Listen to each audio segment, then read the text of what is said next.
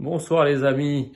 Écoutez, j'ai appris un truc incroyable. Il y a un texte qui est passé aujourd'hui au Sénat, après être passé à l'Assemblée nationale, sur la démocratisation du sport. Alors on apprend que la démocratisation du sport en France, ça signifie que des jeunes filles voilées, qui s'appellent elles-mêmes les hijabeuses, voudraient jouer au foot avec leur voile et plus généralement pratiquer toutes les disciplines sportives en étant voilées. Alors moi j'ai un problème avec ça. D'abord, depuis quand le sport en France n'est pas démocratique? Le sport, au contraire, est l'un des domaines les plus démocratiques, puisque de tout temps, le sport a été un formidable moyen d'intégration et d'assimilation.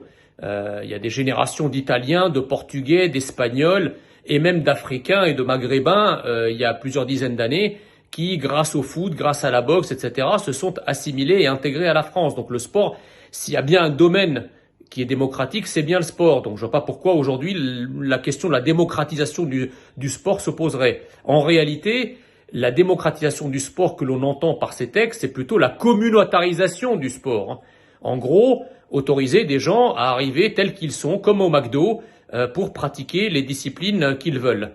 Alors moi j'ai un problème avec ça, d'abord parce que le sport c'est justement un peu comme l'école, le domaine par excellence où on ne doit pas voir de différence autre que celle des performances sportives. Ça, c'est la première chose. La deuxième chose, les hijabeuses qui nous expliquent que ce sont des filles tellement pieuses et tellement croyantes qu'elles veulent porter leur religion en bandoulière, mais alors qu'elles aillent jusqu'au bout de leur logique. On ne peut pas, si vous voulez, à la fois s'habiller comme au 8e siècle et prétendre en même temps vivre au 21e. D'autant plus qu'il me semble que des femmes pieuses en islam ne vont pas à la piscine et ne joue pas non plus au foot. Donc soit on est pieuse et on veut respecter sa religion, et dans ce cas-là, il faut se conformer aux préceptes de sa religion, c'est-à-dire être à la maison et faire ses devoirs tels que le Coran le dit.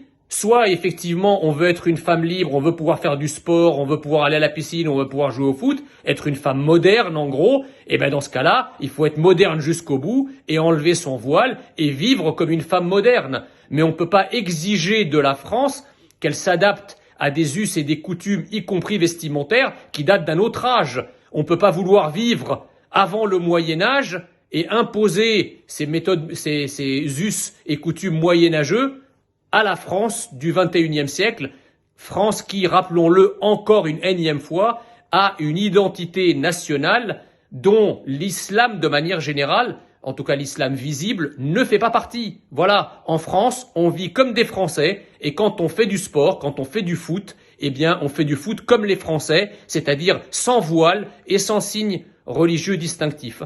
Merci.